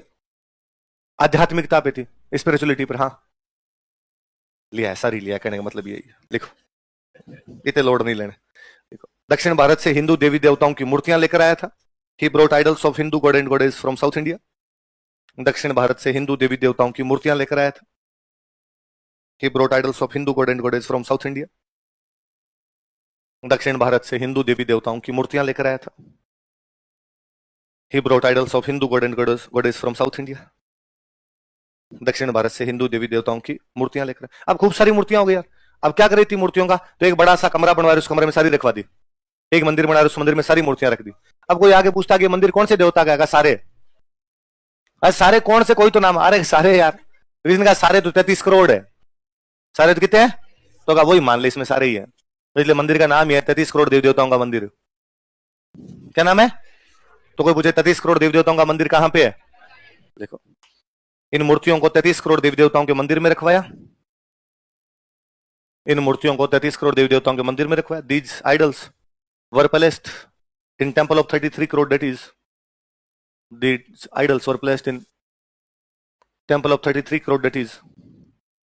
इन मूर्तियों को 33 करोड़ देवी देवताओं के मंदिर में रखवाया। लिख ले रहे। क्या होता है कोटि का मतलब? अभिलेखागार का मतलब क्या होता है? क्या मतलब होता है अभिलेखागार? अभिलेखागार का मतलब होता है सिंपल यार, अभिलेख का आगार, आगार का मतलब भंडार, जहां पे अभिलेख रखे जाएं। अभिलेख एक जगह रखे हैं, तो राजा अभिलेख एक जगह रखते थे, अलग अलग लगवाते थे। अलग अलग इसका मतलब एक जगह तो अभी करवाए होंगे, वो तो अब का बना हुआ है। ठीक है, अब तू बता वापस। 33 कोटि, कोटि का मतलब क्या होता है? कोटि का मतलब करोड़ होता है। आज करोड़ की जाके पर्यायवाची देख लेना। या फिर अपने फालतू के इधर उधर की बातें लाते हैं और अपने कहते हैं हमारे कोटि का मतलब है प्रकार। कोटि का मतलब क्या है? तो कोई कहता है कि ये 33 करोड़ देवी देवता नहीं, ये 33 प्रकार के देवी देवता है। कितने प्रकार? तो फिर कोई कहेगा 33 प्रकार बता दो, फिर वो आगे पीछे निकल जाते हैं। इतना आपने लोड क्यों लेना? अपने नॉर्मल भाषा में क्या मानते हैं? देवता कितने हैं? 33 करोड़। तो यहां भी क्या मान लिया जाए? 33 करोड़। तो कितने कौन से टेंपल में रखवाई? 33 करोड़। ये जो मूर्तियां रखी हुई है, इन मूर्तियों में एक मूर्ति बड़ी जोरदार है। उस मूर्ति का नाम है हेरंब गणपति।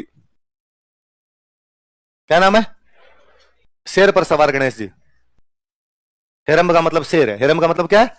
तो बाकी सब जगह गणेश जी के पास नैनो है।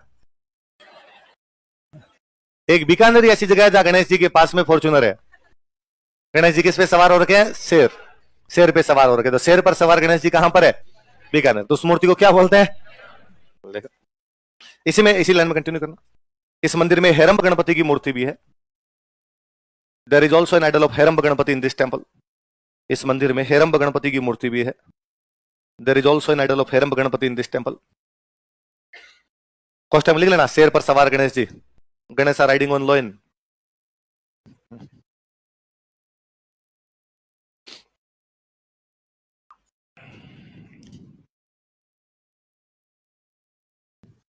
पहले ना पुरानी थोड़ी सी हिस्ट्री पढ़ते हैं, एंशिएंट इंडिया जब पढ़ते हैं ना मूर्तियों के बारे में, तो पता चलता है पुराने टाइम में शिव जी का वाहन था चूहा। शिव जी का वाहन क्या था? आजकल शिव जी का वाहन क्या है? नंदी बैल। अब गणेश जी का वाहन क्या हो गया? चूहा। तो ये पहले शिव जी का वाहन चूहा हुआ करता था, बाद में वाहन गणेश जी का हो गया, और शिव जी का वाहन क्या दिखाई देने लगता हमें? नंदी बैल।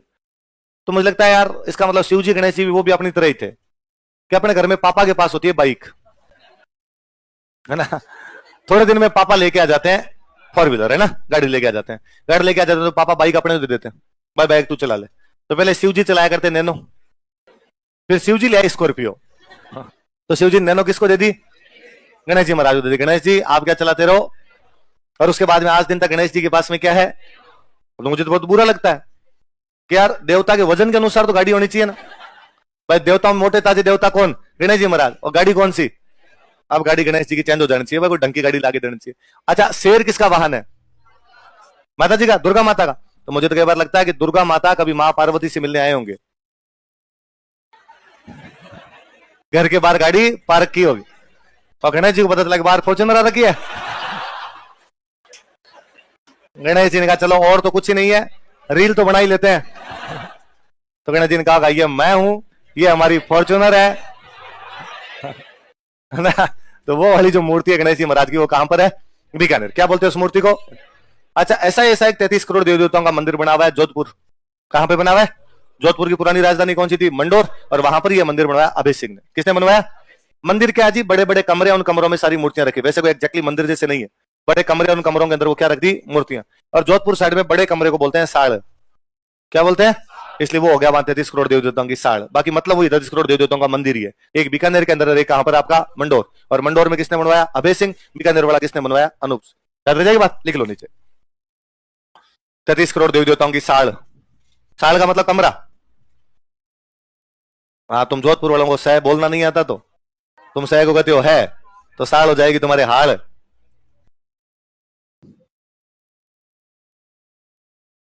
आगे दो बात लिख लो, मंडोर और अभय सिंह द्वारा निर्माण, कंस्ट्रक्टेड बाय अभय सिंह।